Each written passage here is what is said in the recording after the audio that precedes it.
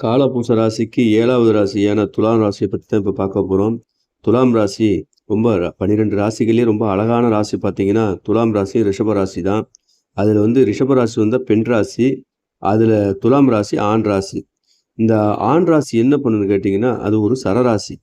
சரராசின்னா ஆண் தன்மை கொண்ட ராசிங்கிறதுனால, இதற்கு 7ஆம் இடம் வரக்கூடிய ராசி பார்த்தீங்கன்னா, மேஷமா வரும். மேச ராசி, ஆண் ராசி. இந்த ஆண் ராசி, ஆண் ராசி மோதும்போது தான் கல்யாணத்துல பார்த்தீங்கன்னா, சண்டை சச்சரவுகள் அதிகமா இருக்கும். முரட்டுத்தனமான ராசி. இந்த ராசிக்கு என்ன செய்யணும், ஒரு ராசிக்கு ஒரு ராசி இறக்கமா உள்ள ஒரு பொண்ண பார்த்து கல்யாணம் பண்ணி வைக்கணும். இப்படி பண்ணி வச்சீங்கன்னா நல்லாருக்கும். ஏன்னா விருச்சிக ராசி உள்ளக்காரங்கள, விருச்சிக ராசி உள்ள நட்சத்திரங்கள மேரேஜ் பண்ணி வச்சோம்னா ரொம்ப சூப்பரா இருக்கும்.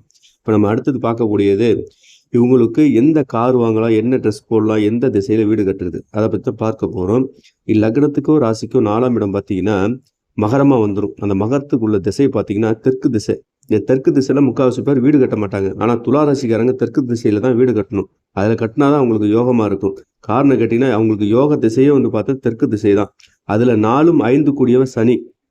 4ஆம் இடம் மகரம், 5ஆம் இடம் கும்பம். இந்த சனி மிகப்பெரிய ஒரு யோகத்தை செய்யும் துலாம் ராசிக்கு.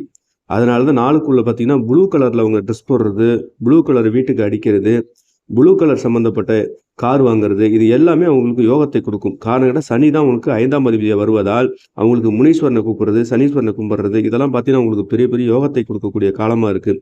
5ஆம் இடம் இஷ்ட தெய்வம், குலதெய்வம் சம்மந்தப்பட்டது. இதெல்லாம் பார்த்தீங்கன்னா அவங்களோட 5 கூடிய கிரகம் முனீஸ்வரனாகவே இருக்கலாம். சில பேருக்கு துளாராசிக்காரர்களுக்கு முனீஸ்வரனாகவே வரும் குலதெய்வமாக. அப்படி இருந்து சாமி கும்பிட்றவங்களுக்குலாம் மிகப்பெரிய ஒரு யோகத்தை கொடுக்கக்கூடிய காலமாக இருக்குது. அதற்கு